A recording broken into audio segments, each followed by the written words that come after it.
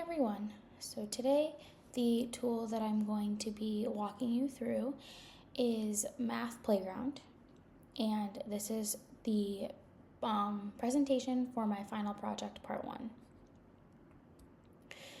And I'm going to walk you through what Math Playground offers, why it matters, and how I plan to use it in my own classroom.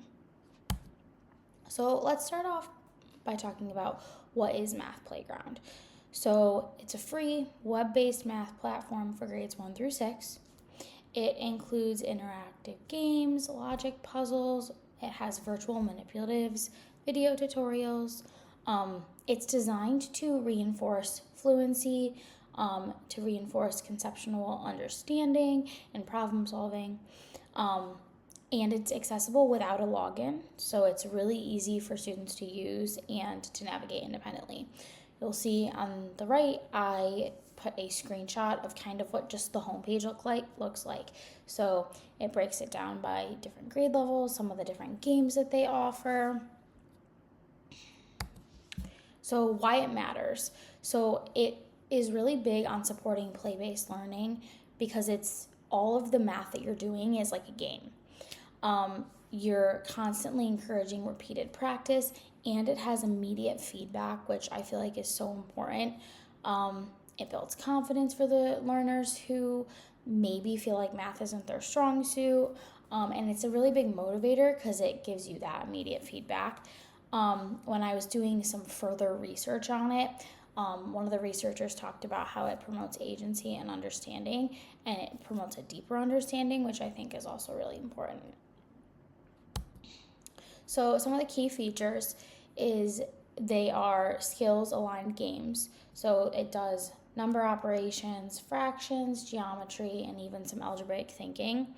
It has virtual manipulatives such as number lines and fraction bars.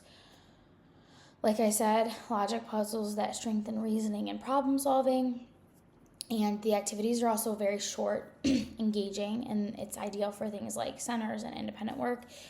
I took this screenshot here because this screenshot shows the immediate feedback. So I was playing as a second grader and I chose addition facts.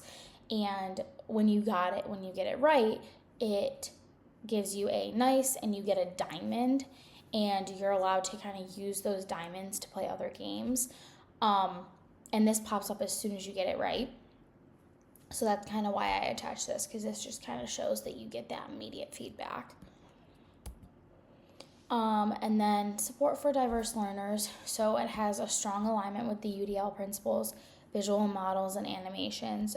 Students who struggle with abstract concepts, they have those visual models. So as you'll see in this picture, this one was a 10 frame. And it was explaining it and how you do it with, this is technically a 5 frame, but with this concept. And then after they were done explaining it, you got another problem, and your answer had to be chosen with one of the 5 frames. So it showed like 2 plus 4, and you had to find the 5 frame that matched 2 plus 4 based on the red and blue cupcakes. So like I said, immediate feedback. You're allowed to try as many times as you need to, which I think for my students that have processing challenges, that's really important. There's minimal text. There is a button, and it's not in this screenshot, but it's in a couple other ones. There's a button where you can have it repeat the directions again. It's fast-paced, so those students that have those attention difficulties, it's not something they really need to sustain attention for a really long period of time. It obviously increases motivation and engagement as well. So for classroom uses, this can be used for math centers, targeted instruction, independent practice for early finishers, or even intervention groups. This can also be like a small group reinforcement during your guided math time as well. This can also be homework or at-home practice because it's so easy to access. And it can be a formative assessment through observation of student gameplay. What I attached over here was you can have your students take a assessment to kind of place them, or you have the opportunity to pick the different lessons that you want them to do. So that's kind of how I pulled up the lesson that I used for this demonstration, because I went into second grade and I kind of just went through and I picked one, and it told me that there was 206 second grade lessons and 300 and something third grade lessons. So there's a lot of lessons for your students to choose from. So as far as aligning to standards, it supports Common Core standards for numbers and operations, algebraic thinking and fractions. It reinforces mathematical practices such as the problem solving and the modeling. And it aligns with the ISTE standards because, you have your empowered learners, knowledge constructors, and computational thinkers. So some strengths and limitations to it. For strengths, it's highly engaging and it's very visually appealing. They're creating a monster as they go. As they get the answers right, they get to create a monster. It's free and it's easy to access. And you can differentiate it because you can tell your students what lessons you want them to do. The limitations, I think the biggest one is that there's no built-in progress monitoring. So it's not tracking how your students are doing. And with that, you kind of just have to monitor yourself and figure out how your students are doing with the program. And some of the games do emphasize speed over the depth of the lesson. So for your students who do need that extra time, those ones would be a little bit challenging, but it's just important that you kind of pick and choose what you want your students to use.